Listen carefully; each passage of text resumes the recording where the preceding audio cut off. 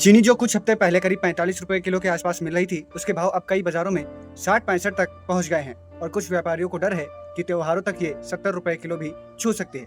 लेकिन सवाल है, आखिर चीनी इतनी महंगी क्यों हो रही है? इसकी वजह सिर्फ त्योहार नहीं है, इसके पीछे कई चीजें एक साथ काम कर रही हैं। पहली वजह है चीनी की उपलब्ध सप्लाई को लेकर चिंता।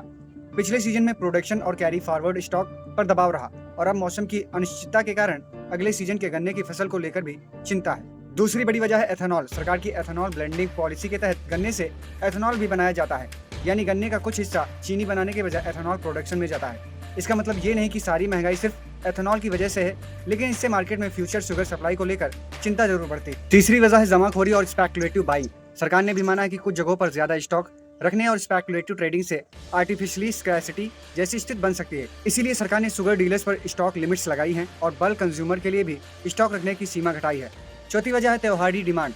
रक्षाबंधन से लेकर जन्माष्टमी, दशहरा और दीपावली तक मिठाई, बेकरी और फूड इंडस्ट्री में चीनी की मांग बढ़ती है। जब सप्लाई पहले से ही टाइट हो और डिमांड बढ़ जाए तो कीमत पर दबाव आना स्वाभाविक है। और पांचवी बड़ी वजह है ग्लोबल शुगर मार्केट। दुनिया के कुछ बड़े शुगर प्रोड्यूसिंग रीजन्स में खराब मौसम और कम प्रोडक्शन की आशंकाओं ने इंटरनेशनल प्राइसेस और सप्लाई आउटलुक को भी प्रभावित किया है।